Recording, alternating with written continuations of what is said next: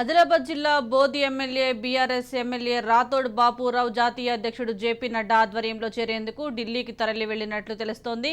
తెలంగాణ ఉద్యమంలో చురుగ్గా పాల్గొని ఉపాధ్యాయ వృత్తికి రాజీనామా చేసి బీఆర్ఎస్ పార్టీ నుండి 2 సార్లు ఎమ్మెల్యేగా గెలిచారు బాపురావు. ఈసారి ఎన్నికల్లో అధిష్టానం టికెట్టు జడ్పీటీసీ అనిల్ జాదవ్కు కేటాయించడంతో నిరాశ చెందారు. దీంతో కాంగ్రెస్ పార్టీ రాష్ట్ర అధ్యక్షుడు రేవంత్ రెడ్డిని కలిశారు. కాంగ్రెస్ పార్టీ టికెట్ వెన్నెల అశోక్కు కేటాయించడంతో ఈరోజు ఢిల్లీ బయలుదేరారు. ఆయన వెంట బీజేపీ రాష్ట్ర అధ్యక్షుడు కిషన్ రెడ్డి, ఇచ్చోడ మాజీ జడ్పీటీసీ అశోక్ ముస్తాపురే ఉన్నట్లు తెలుస్తోంది.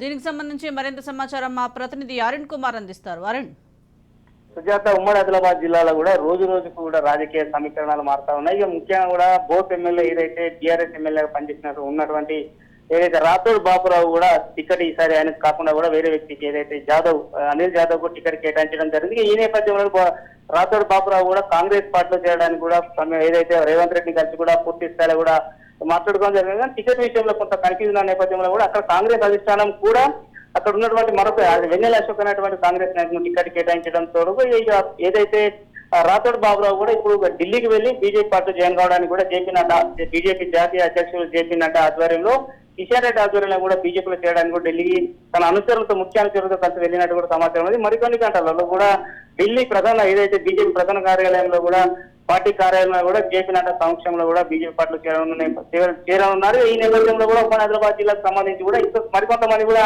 బీజేపీ పార్టీలో చేరడానికి కూడా సిద్ధమవుతున్నట్టు కూడా మనకు అందుతున్నటువంటి సమాచారం. ఏదైనప్పటికీ కూడా రోజు రోజుకు ఉమ్మడి ఆదిలాబాద్ జిల్లా వ్యాప్తంగా కూడా సమీకరణ అయితే మారుతున్నటువంటి పరిస్థితి జిల్లా నెలకొన్నది. Sujatha, right, thank you Arun Kumar.